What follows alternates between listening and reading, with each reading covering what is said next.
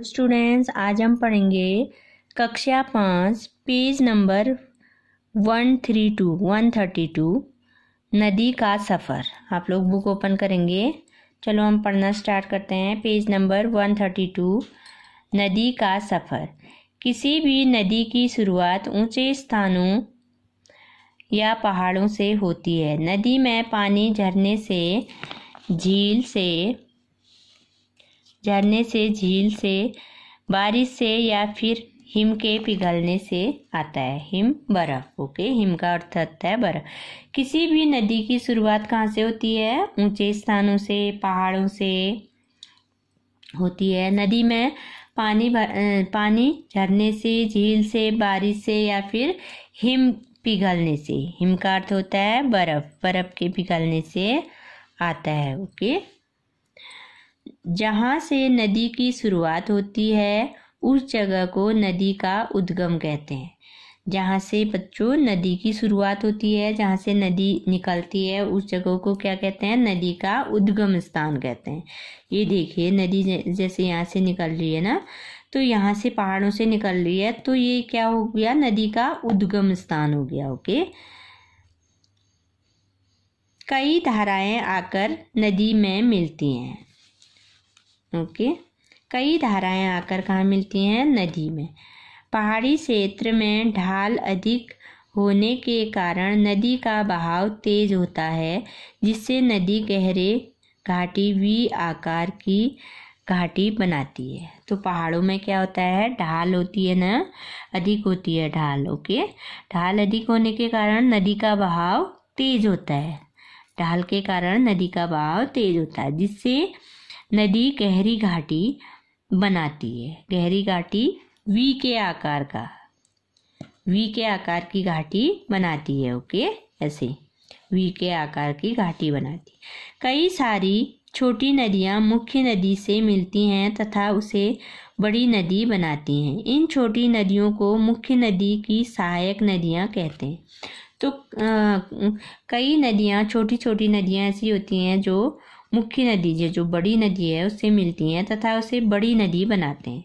इन छोटी नदियों को मुख्य नदी की क्या बोलते हैं? सहायक कहते हैं। ओके, नदी पत्थर चट्टानों से टकराकर और तेज बहती है।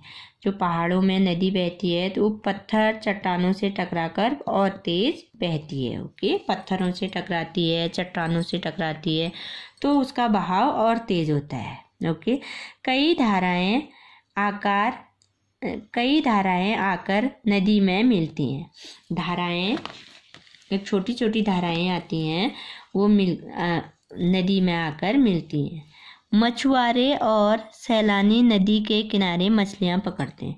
जो मछुआरे होते हैं और सैलानी जो घूमने आते हैं, नदी के किनारे क्या करते हैं? वो मछलियां पकड़ने का काम करते हैं। ये देखिए, नदी जब ऊंचाई से गिरती है तो जलप्रपात बनता है। जब नदी ऊंचाई से नीचे को गिरती है तो क्या बनता है? जलप्रपात बनता है। ओके,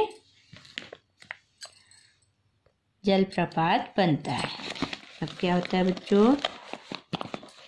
दूसरे पेज में देखेंगे हम। पानी यहाँ से ढाल के साथ नीचे की ओर बहता है।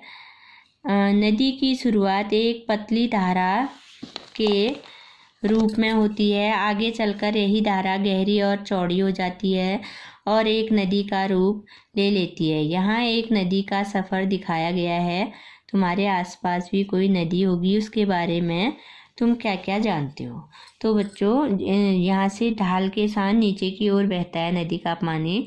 नदी की शुरुआत एक पतली धारा के रूप में होती है और चलकर गहरी और चौड़ी हो जाती है। ओके, तो यहाँ एक नदी के बारे में बताया गया है। यहाँ पर नदी का सफ़र दिखाया गया है। तुम्हारे आसपास भी कोई नदी होंगी, तो उसके बारे में बताना है आपको, आप क्या क्या जानते हो।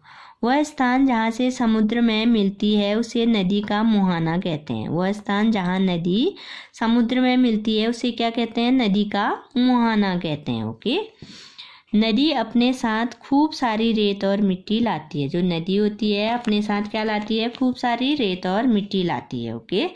नदी समुद्र में मिलने से पहले अपनी रेत और मिट्टी समुद्री किनारे पर छोड़ जाती है। नदी क्या करती है? समुद्र में मिलने से पहले अपनी रेत और मिट्टी जो होती है वो कहाँ छोड़ जाती है? समुद्र के किनारे छोड़ जाती है। ओके।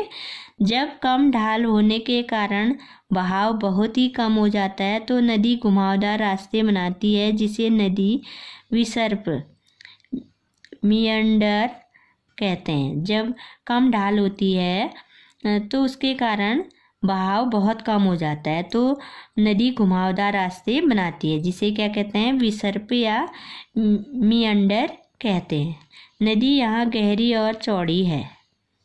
नदी यहाँ पर देखिए ये बहुत गहरी और चौड़ी है। ओके।